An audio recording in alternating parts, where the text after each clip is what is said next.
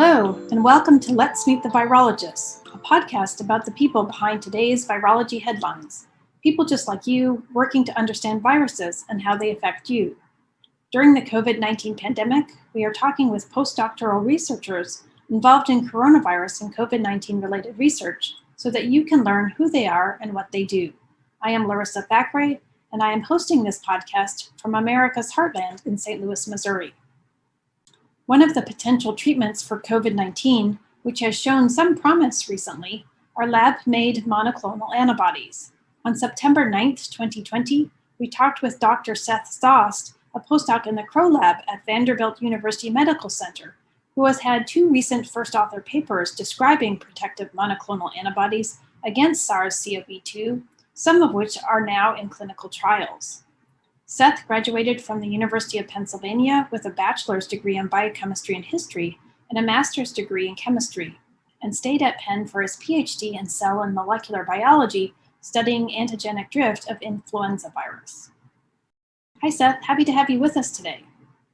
Why don't you tell us a little bit about yourself? Yes, I grew up just a little bit north of Salt Lake City, Utah, and my parents are, my mom is a teacher and librarian, and my dad is now retired, but worked in for an airbag company doing logistics. So moving everything around, figuring out how to get things around. So I didn't really grow up in a family with science backgrounds necessarily. My parents were English majors and then had their careers, but they were always very supportive of interest in science. And so I would say I was generally pretty interested in science from a young age, but as you probably know, there's a difference between that and then when you decide that you want to do it for your career. So when I was applying to colleges, I ended up getting accepted to a program at Penn called the Vagilos program in the molecular life sciences, and I ended up deciding to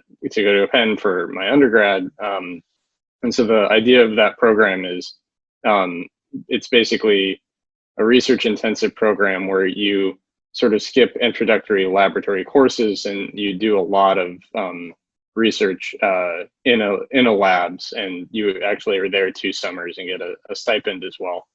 And so that was a pretty intense experience to sort of make that jump, especially because I think certainly with younger scientists, I've talked to people that their first research experience in a lab has been in high school.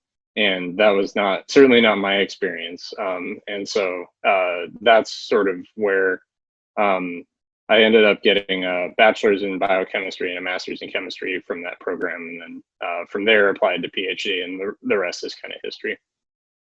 Cool. And so when you were thinking about your PhD and then going on to your postdoc, sort of what steps did you take in order to kind of get to those different stages in your career?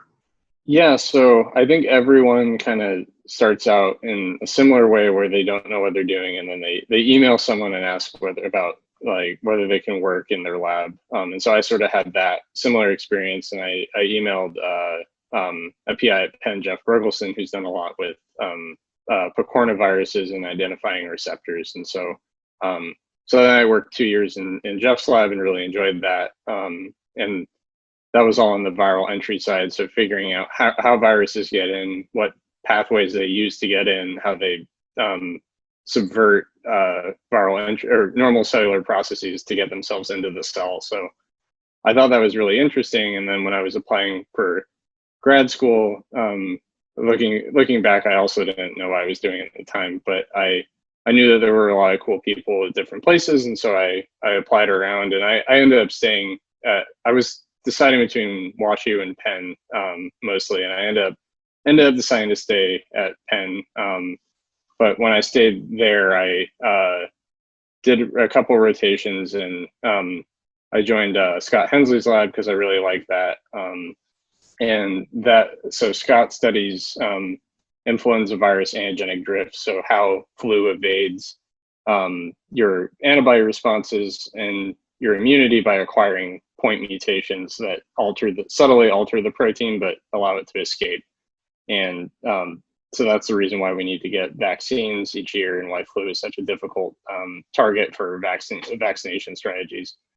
And then when I was applying for postdoc, I sort of had to also coordinate my job search with my fiance, who, while I was in grad school, had started medical school at Vanderbilt. And so I sort of was about to, so residency, there's not much of a choice. You sign up, you basically get matched somewhere, and they rank you and you rank them, but the decision is sort of final. And like, at least on the science side, for research, you sort of get the final say of whether or not you accept a postdoc offer. So I basically waited until I knew where she was headed so we could solve the long distance problem. And when she matched at Vanderbilt, that's when I applied to Jim Crow's lab, because he's a leader in antibody discovery, as well as works on a bunch of different viruses. So it was a good fit for my existing skill set, with some opportunities to grow.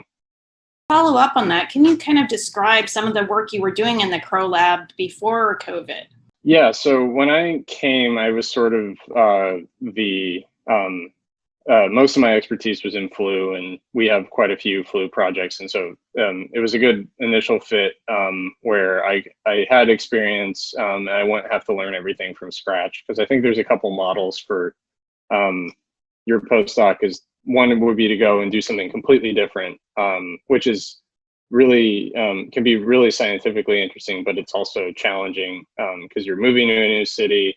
You're sort of like a rotation student again, where you don't know where anything is in the lab, and then you're also like learning an entire new field of literature. And so this was sort of in the middle, where there were new techniques I was learning, and there was definitely like some differences and exciting new approaches, but I also had sort of the core background for flu. And so that was a good way to start off in the lab, and sort of hit the ground running. And then since then, obviously, things have changed a little bit with COVID. Thinking about your career so far, what has been the most exciting sort of eureka moment of your science so far? Yeah, I think those are kind of the things that keep you going, because science is sort of like, research is interesting in that there's oftentimes you figure out something, and you're one of maybe like 5 people in the world that knows that thing at that moment before you publish it. And so the first time I had that experience, and so it probably left the strongest impression, was when I had just finished my rotation at Scott's lab. And my rotation project was, we noticed there were a couple mutations cropping up in recent flu strains. And so it looked like those mutations were going to become fixed and then dominate. And so one of the hypotheses would be that's because those were escaping antibody responses, but we didn't notice any difference when we were looking at sera from ferrets that had been immunized. So that was a standard model at the time for how the CDC and WHO choose to update our vaccine strains, is escape from ferret sera. And so I generated those viruses, those mutant viruses, during my rotation, did a couple preliminary experiments, but then when I moved on to my next rotation, Scott took the reagents I had generated and did a couple experiments with human sera. And what was really interesting was that those mutations had no effect on most individuals except for middle-aged adults. And so that we were able to piece together that was because those adults had been exposed to a particular flu strain when they were children. And then when the 2009 pandemic happened, there was a different H1N1 strain that jumped in and displaced that previous one. So what ended up happening is that a subset of people made a highly focused response against targeting a single site on the virus, and then the virus was able to evade that. And so that was really exciting. One, to see progress happen from a rotation project, but it was also, I remember I lived just across the river from Penn, and so I remember walking in the morning and just knowing that there was one, like, we were probably like 4 or 5 people in the world that knew this at the time. And so we were like working really hard trying to get the paper out. And then what was really gratifying with that was a couple years, or a year or two later, the WHO updated the vaccine because it was of that escape from middle-aged adults, and they actually cited us in their sort of report justifying a new H1N1 strain to be included. So that was a really unique experience where, and also that was really cool to see something where you're doing the work for a basic science reason, and just because it's interesting, and then it has sort of this jump to where it suddenly has an implication for public health. Wow, that is cool. Very, very cool. So I guess on the converse side, what is the most difficult thing you've had to overcome in your science career so far? And I guess, how did you overcome it? I don't think there was one particular instance, but I think one of the challenging things is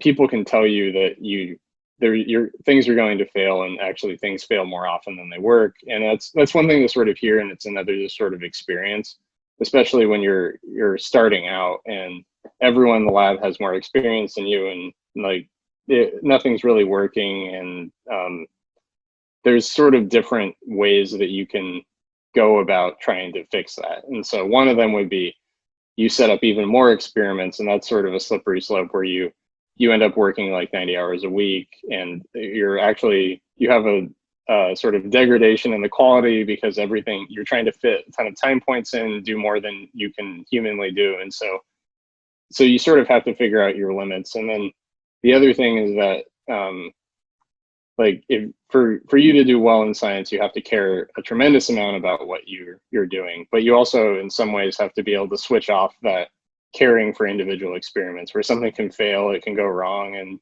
you don't take it personally. And so that was sort of something that was challenging to learn, where you can basically shrug off an individual failure, but still care a lot about the big picture, and just show up to work the next day and just restart things. So to follow up on that, so how do you do that mentally yourself? It's a hard sort of, it's almost like a weird, like toggling like things on and off. It helps to definitely have friends who are not scientists, who you can sort of walk out of the lab and just like hang out with them afterwards. It was easier in pre-social distancing times to do that. But then the other, I guess, part of it is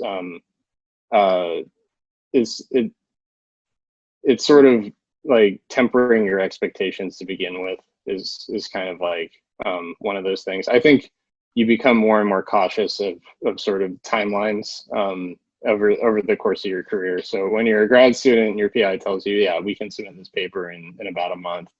There's like that initial wave of excitement. And when you're a postdoc, it's definitely, I think by that time you sort of experience the how things can go, and so you sort of have a more realistic picture, and that sort of like tempers things to begin with. So I guess you're just starting sort of your research career. If you had a chance to ask your older self, say you 70 years old, you're getting towards retirement, one question, what would it be? What would you want to know? I guess the question I would probably ask would be, what was your biggest regret? Because presumably by that point I hadn't made that mistake yet, so I would have a chance to sort of course correct. Okay, so moving back towards COVID, so how did you start working on COVID-19 research? So as you well know, we have a DARPA grant. So the Defense Advanced Research Projects Agency is a military research and development organization, and they've done a lot of sort of cutting edge research funding. So the internet was something that came out of DARPA. They've also done a lot with innovation around military hardware. And so a couple years ago, they were thinking about, in terms of sort of threats that would have threats to the United States as well as sort of society in general. And one of those is obviously infectious disease, zoonotic spillover, where you have a virus that's never circulated in people before that jumps into human circulation. No one has immunity, and then you get a pandemic like we have now. And so that's been on their radar for quite a while. And they've been thinking about how you develop medical countermeasures for that. And one of the more powerful ones is antibodies. But the trick with antibodies is that you need to discover them in a timeline that is where you can actually mass produce them. And so We, along with the Diamond Lab, Dan Baruch's lab, and as well as folks at Infectious Disease Research Institute in Washington, were awarded a large grant to study that, along with grants to a couple other sites, where basically the idea is you discover antibodies that can potently block the virus from getting into cells as quickly as possible, and then you mass produce those in a pandemic scenario. And so because of the sort of military philosophical component for DARPA, everything is structured around capabilities demonstrations, where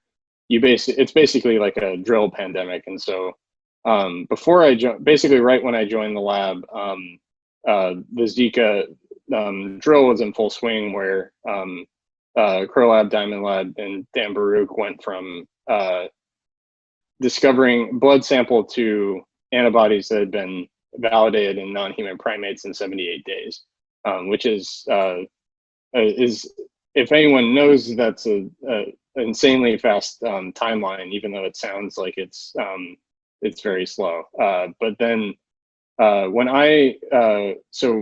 when January of this year was rolling around, we were sort of gearing up for the next simulated pandemic. And one of the things that we were planning on doing was obviously H5N1 and H7N9 present pandemic threats. And so we were planning on using flu as a pandemic pathogen to simulate see whether we could shave some time off. And we had a meeting in the middle of January where we sort of discussed, at that point, there had been about 40 some cases reported in China, in Wuhan, China, of SARS-CoV-2. It wasn't even called SARS-CoV-2 at the time.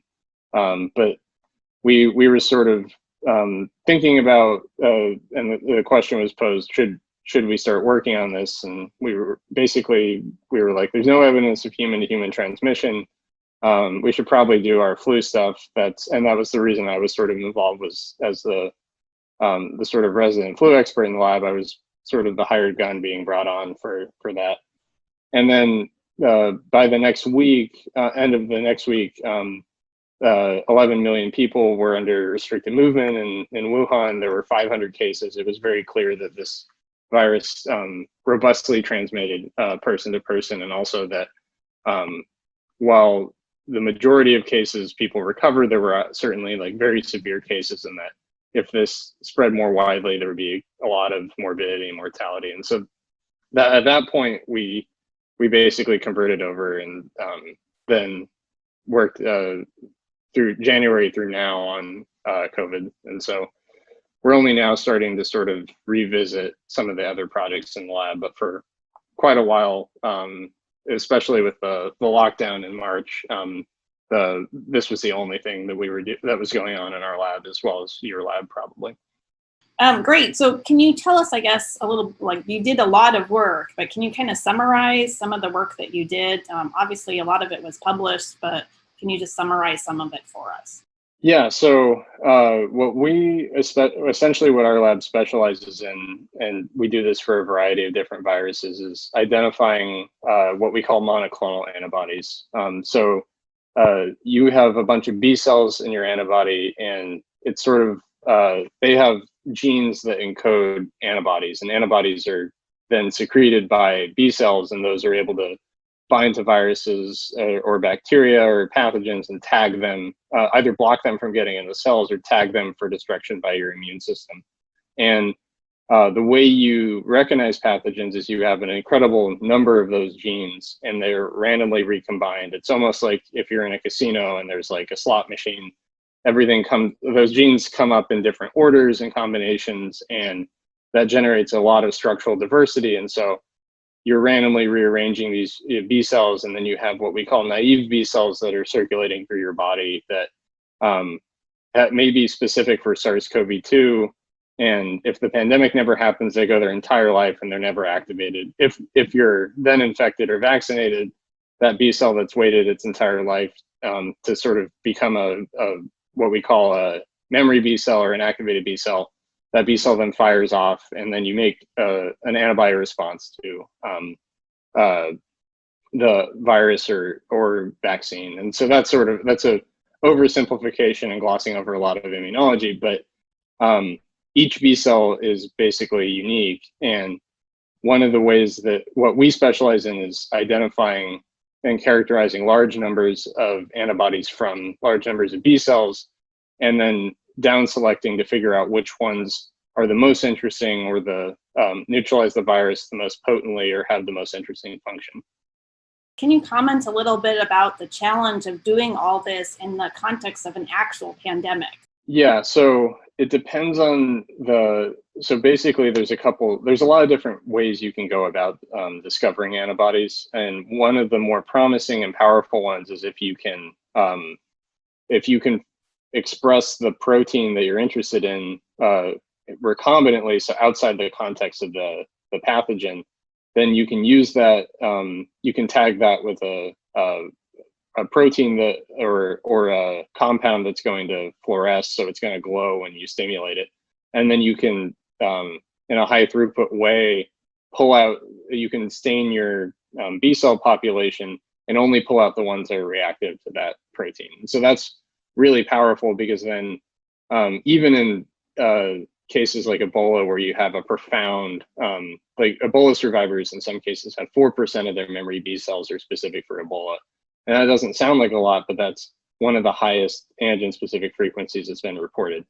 And so that's still, if you randomly picked different B cells, you would have 4 out of 100. And so in a lot of cases, it's even lower. So the key there is that you have to be able to make that protein. And that was one of the more stressful things. And that was actually my job at the start of the sprint, was figuring out how to try to make that protein. And we, as a field, it's interesting because we were very fortunate that people have been working on SARS as well as seasonal coronaviruses. And so Andrew Ward, Jason McClellan, and folks at the VRC had figured out how to stabilize the major protein on the virus surface, which is called spike. And so spike is a viral fusion protein. So it's those proteins undergo a conformational change, and they basically allow the virus to fuse with your cell and then insert its genetic material, and then the virus replicates. And so fusion proteins can vary in their stability, and coronavirus fusion proteins are actually quite unstable. And so the solution to that was to introduce stabilizing mutations to lock that protein in what we call the pre-fusion conformation. And so for a lot of viruses, you have to have a pre-fusion stabilized antigen in order to sort out anything that's going to neutralize, because those antibodies are going to lock that, or they're going to block fusion that way. And so that paper was published in 2017 describing that solution for coronaviruses. And it's a fairly general solution. And it's also the basis of a lot of our vaccines. Really, any vaccine candidate that's made with recombinant protein, or is a lot of the mRNA ones that are being delivered, that those have that solution and to lock the pre-fusion conformation. So it's sort of an argument to invest in basic science, because you never know what you're going to need until you suddenly have a desperate need for it. And so that solution sort of happened 3 years prior. And so we and a lot of other people were able to use that work in order to express and verify that we had antigens that we could actually sort. And so that was definitely stressful. But now Jason McClellan and others have sort of improved on that. They've made versions that are more stable. You can get more protein, it's a difficult protein to produce. And so that's, it's sort of been amazing to watch how fast people have worked, and the level of teamwork that's happened across different fields. So I guess moving on to the personal level, how has the COVID-19 pandemic affected you as an individual? It's interesting, because I don't know if you feel the same way, but at least it's sort of, we were sort of maximally impacted in our lab pretty early on. We had our first blood sample arrive January 25th. And so certainly I think in the US there's sort of a delayed recognition that this was going to be a big issue. And given that we were working on it in very close proximity, we were quite apprehensive about it being a pandemic and causing a significant impact on everyone's life. And so we we were working extremely hard January through March, and then when when multiple places around the U.S. locked down, it was sort of a surreal experience where our lives actually didn't change at that point. When everyone else's life was maximally impacted, we were still going into work and still. So that was sort of an odd thing to where you sort of saw something coming, but then like the actual event where there was this massive societal change where people were social distancing and people were working from home. Sort of by the nature of the work we were doing, we were still like that. It didn't really change much in that time. So it's been a fun thing to be involved with, in the sense it's sort of awe-inspiring. It's all in terms of how fast people have worked and the amount of work that's been done, and certainly like the fact that there's multiple phase 3 trials for vaccines is something that's really inspiring. And it's also been a little more than a little stressful, in the sense that there's only so fast you can work, and there's only so fast you can move, and yet there's still this dire need. And so I would say most people in antibody research and vaccines, this is sort of we hope this is a wake-up call that some of this work needs to be done prior to a pandemic, as well as clearly we need to rethink some things on the public health side, and there needs to be more outreach and sort of a more consistent communication message, and trying to get people to understand the reasons behind particular things. And it's there's a lot of challenges that we'll face over the next couple of years, for sure. To follow up on that, I mean, you've been working a lot. So how do you sort of balance sort of work and keeping sane, keeping some sort of ability to function as a person and not be overwhelmed? Yeah, it's been challenging.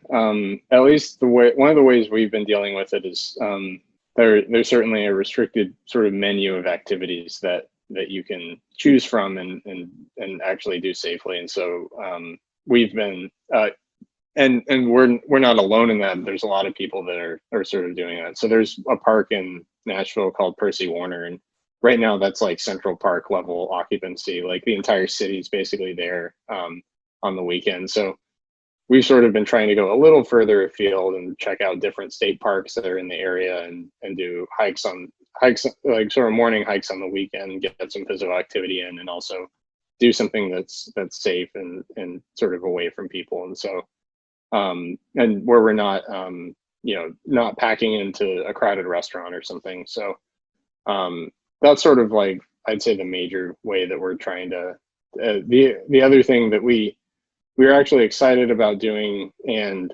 actually got harder because everyone had the same idea, was my fiance and I like to garden. So we were planning on planting a bunch of heirloom tomatoes, and then it was a little harder to find everything, because then everyone had the same idea, where they were sort of stuck at home, and then decided they wanted to brush up on their agricultural abilities. So that got a little harder. We sort of, everything was back ordered in terms of like tomato stakes and everything, but that was definitely, we've had a nice crop of tomatoes this year. So that was sort of like a nice and like gratifying thing, is like, even if like stuff failed in the lab that day, you can go home and there's like something that you grew and made. So great. So I guess sort of to follow up on that, as a virologist, how do you make decisions about how to keep yourself, your family, or your community safe? How do you evaluate risk? How do you think about that?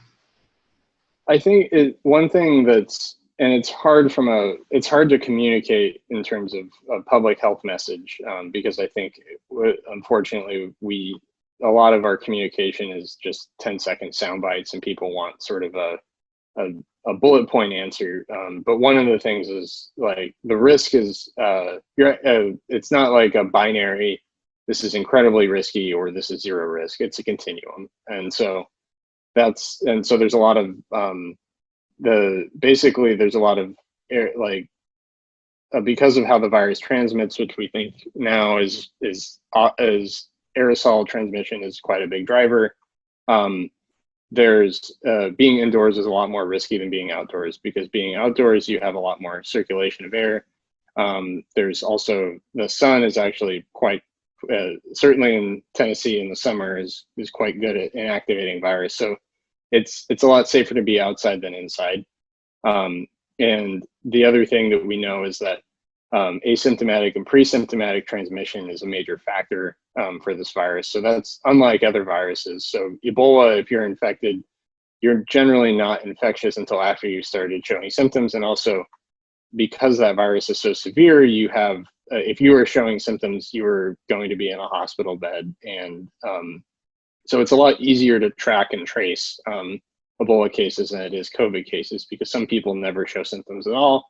And other people are, they may develop symptoms later, but they've already been going around and transmitting for 3 days. And so that's the justification for mask wearing, especially if you, so the most important thing is to avoid being indoors, close to people for prolonged periods of time, and everything is mitigation at that point. The more you can not have that high density, hold things outside, be distance from each other as much as possible, as well as wearing masks, all those things. So sort of the gold standard would be everyone's outside wearing masks, and not really minimizing interactions. But there's just sort of there's only so much that you can do, and so it's about the thing that's most responsible is to sort of shift your behaviors in a way where you sort of minimize the risk to yourself and others. I guess, sort of personally, how do you think about that? Yeah, and some of it is, at least as a consumer, you sort of have options. And that's definitely not true everywhere, but being in Nashville, which is a decently large city, there's if there's a grocery store that's like, we're sort of fortunate here in that we have a mandatory mask mandate for restaurants, grocery stores, et cetera. But certainly there's different grocery store chains that have mandated that nationwide. So I'm a Costco member, so that's sort of one thing, is that Costco nationwide has mandated mask wearing in stores, and so certainly that's one way that you sort of have a menu of options, hopefully, where there's stores that are enforcing particular behavior, or airlines that are forcing a particular behavior, and so there's what you can sort of minimize. But for the daily activities, you can sort of hopefully try to choose to frequent the places that are doing things like contactless pickup. It's not and as well as like some of our favorite restaurants, obviously, like everyone in the service industry is having a really hard time. And it's been nice to see how a lot of restaurants have really responded and adapted, like from pastry shops to different places. And so in terms of mandating mask wearing, we haven't really been going to sit down restaurants, but we've been getting takeout or contactless or minimal contact pickup from different places. All right, well, I guess we're wrapping up. Any last messages for our listeners? Any thoughts about the COVID-19 pandemic? Where do you see it going? Well, I don't think anyone thinks that this is going away. So we're sort of on a path where this is probably going to be, so there's 4 human coronaviruses, and this is probably going to become the 5th. And so people have speculated about because the 4 that we have are not really that pathogenic. And so one sort of hope would be that once you have the sizable chunk of the population that has neutralizing antibodies, that this isn't as big a deal. And that the hope is that we would get there with vaccination. The negative thing would be if we get there with the virus spreading unchecked through populations. And so we know that would have a tremendous societal cost, both in terms of lives as well as the lost economic activity from having to lock down to prevent the loss of lives. And so people have sort of speculated when that happens, and this is circulating endemically, maybe it'll be less severe, and it could be, but there's also a tremendous amount of disease that's caused by seasonal influenza every year. And what was interesting is, and I've sort of talked about this with people, is previously there was definitely people have shown up to work when they're sick, and certainly I've done that, given that you're working long hours. And so one of the things that might be interesting is if we can sort of revisit some of those habits, and maybe if you are symptomatic during respiratory virus season, you should wear a mask, or you should stay home if you can.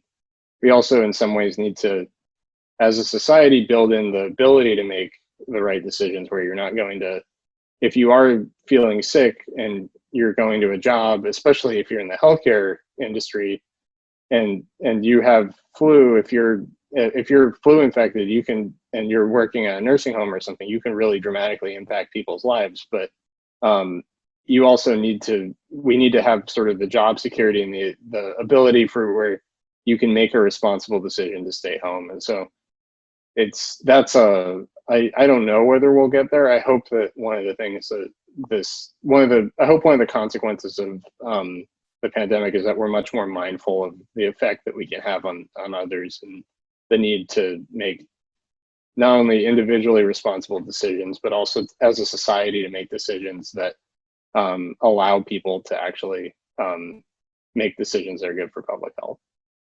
Great. Thanks a lot, Seth. Seth's work this spring and summer, along with that of many collaborators and other virologists in labs throughout the world, has identified multiple monoclonal antibodies against SARS-CoV-2 that are currently in clinical trials. His experiences highlighted the importance of funding basic research, which was vital to allowing him and others to respond so rapidly to the COVID-19 pandemic. This has been Let's Meet the Virologists, a podcast about people who study viruses. This is your host, Larissa Thackeray, and thanks for listening. You can find us on Google, Apple, and Amazon Music podcasts or at lmtv.podbean.com. If you are a virologist interested in sharing who you are and what you do, please contact us at letusmeetthevirologists@gmail.com.